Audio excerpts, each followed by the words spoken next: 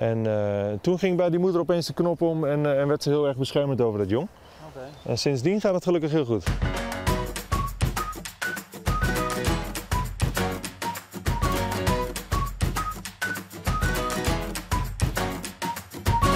In uw beste tuin volgen we de meesten en bisten van Aquazoo in Ljouwert. In de laatste aflevering komen er een heel soort nieuwe bisten door. En hier beginnen we uiteindelijk het nieuwe Churchill-gebied. Maar voor het Safir is, maar er is nog wat bouwproblemen oplost worden. Senior projectleider Tom van den Berg is daarvoor helemaal naar Friesland aanreizigen. Ja, gaat prima. Het is een leuk project om te maken hier in Friesland. Ja.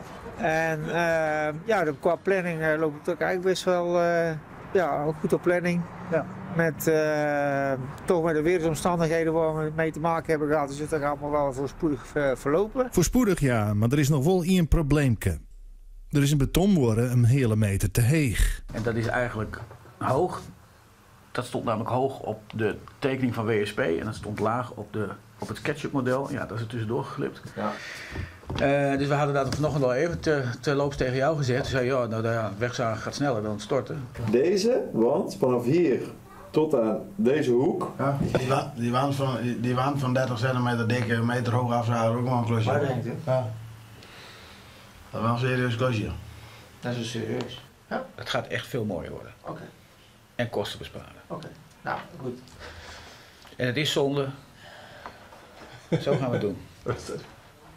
Ja, ik ben perplex. Nee, en heel even voor de zekerheid, want ik snap het, dus, ik waardeer het ook, maar is het niet goed om eerst even van beide opties de prijs? Ja, maar dat hebben we ook. Ja, dat gaan we eens in. Dat hebben we ook. En dan kiezen we voor de zaag. Kijk aan.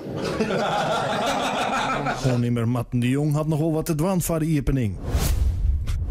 Van het winter wie beste dokter Zoe Vlaming in de beste tuin om een pater Davids hart te helpen. De wie touwen rommel in het gewei kwam en dat moest er 7 minuten hellen worden. Ja.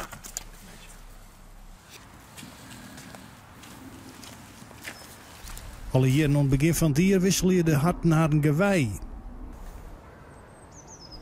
Maar dit hier kwam er nog wat oors. Daar tussen het stro daar ligt een heel klein pater Davidsheetje, dat is hier gisteren geboren. Ja. En dat ligt er nu nog heel goed verscholen. Dat hoort zo'n hert ook te doen. Maar dit is een van de weinigen hier in het park die in de natuur nog de status heeft dat ze uitgestorven zijn. En mijn collega die had aan haar gedrag al gezien dat de moeder wat onrustig was. En toen is ze nog gelukkig op het goede idee gekomen om het strobed wat je daar nu ziet, om dat nog even goed te vervangen, want het had flink geregend natuurlijk. En ik denk nog geen uur later, toen kregen we een melding van een collega uit de facilitaire dienst dat er een jong hertje lag. Maar het is dan altijd wel spannend, want dit was voor die moeder ook de eerste keer. Nou, ze had waarschijnlijk wat pijn door de bevalling gehad en we zagen dat ze heel erg in dubio was over wat ze nou met dat jong aan moest. Oh ja. Dus het ene moment dan zat ze hem een beetje schoon te likken en het andere moment dan duwde ze hem juist een beetje van haar weg. Ja. En dat escaleerde ook wel even, want toen is het jong zelfs nog even hier in het water beland. Meen je? Toen heeft hij een paar keer zo'n duw gekregen dat hij nog heel wankel en onhandig op de benen natuurlijk. Dus toen is hij het water ingerold.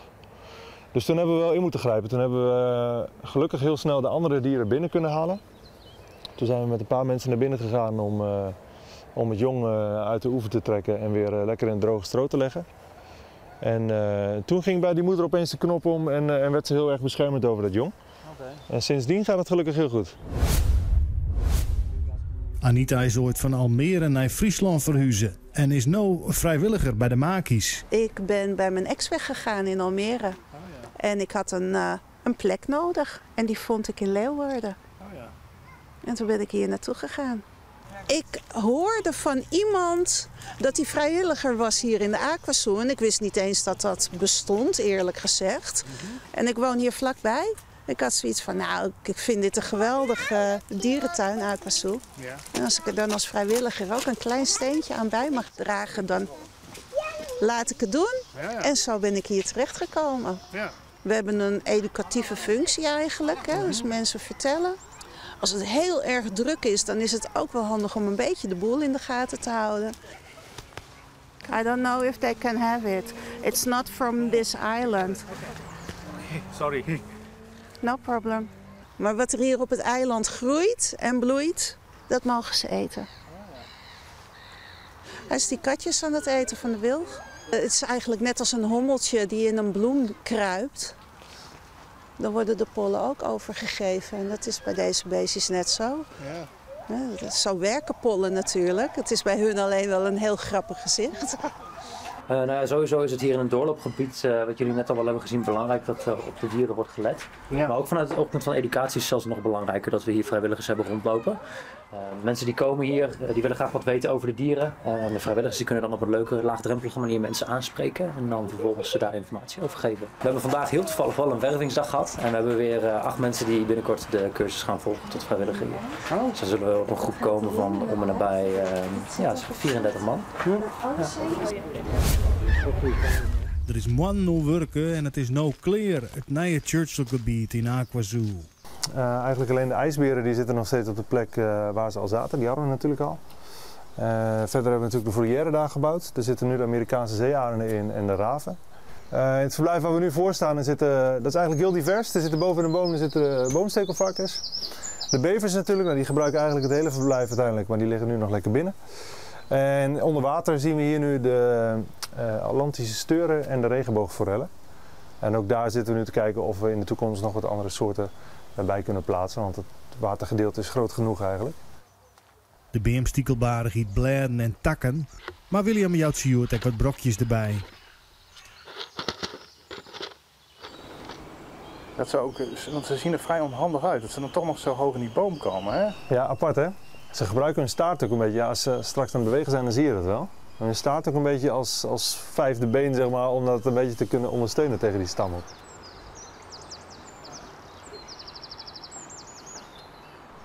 Je ziet die lange sprietjes nu een beetje uitsteken en dan hebben ze een hele dikke ondervacht, want ze komen natuurlijk uit een gebied waar het best wel koud kan zijn. Dit is dan nog een zomervacht, in de winter is die nog veel dikker. Als je nou rondom de kop kijkt nu en een beetje in zijn nek, dan zie je echt die korte, stevige witte stekeltjes. Nou, daar moeten we wel voor uitkijken. Nou ja, het is dus net als haar eigenlijk, dus die wisselen ze ook eens in de zoveel tijd. Dus ze laten ze lang niet altijd achter in een ander dier. Het is echt puur ter bescherming, maar na een tijdje vallen ze gewoon uit. En je ziet het, er zit gewoon een klein worteltje aan en dat valt uit. En aan de andere kant, daar zitten dus, het zijn maar hele kleine weerhaakjes. Nu voelt het wat ruwer, niet heel scherp. Maar als er dus in de huid achterblijft, dan laat die stekel heel makkelijk los uit het stekelvarken en blijft er dus achter in het roofdier.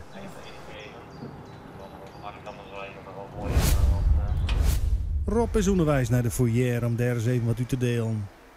We gaan de raven en de zeearenden even voeren. Meestal voer ik meerdere keren per dag. Dus ze krijgen een deel van de portie. De raven krijgen dit helemaal en dit krijgen de zeearenden. En de zeearenden krijgen dan vanmiddag de rest eigenlijk.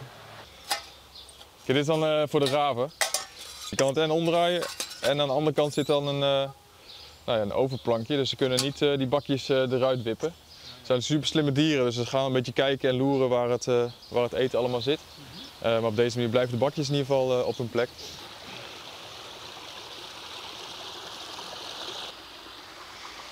Zo. Nou, de vis ligt.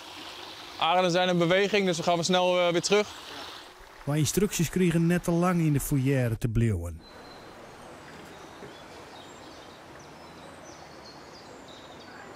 Het is wel goed om eruit te gaan. Dan, De vogels zijn al wekker, maar de bevers liggen al hier nog te pitten.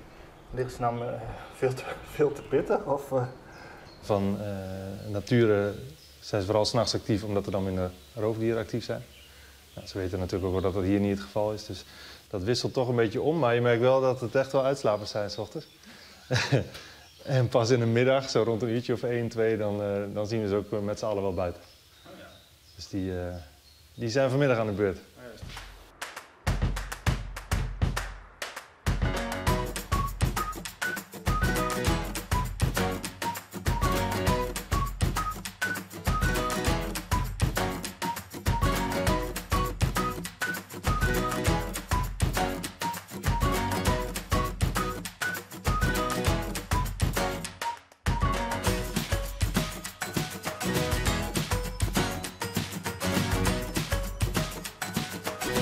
De hele winter is rondbouwd en we gaan het volgen in uw beste tuin.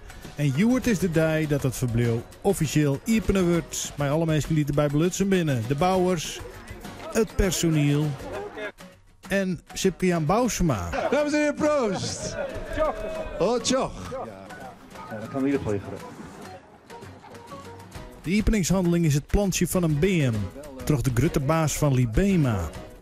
Het is een prachtig gebied geworden. Ik denk echt een toegevoegde waarde voor Aquazoo.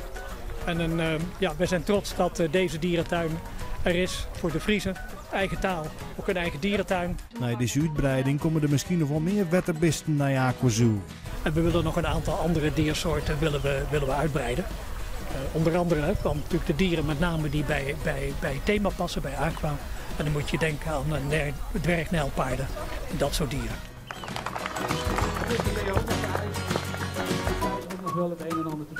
En dit weer weer, voest dit nou een leuk programma. De hele serie is weer om te zien op de YouTube van Omroep Friesland.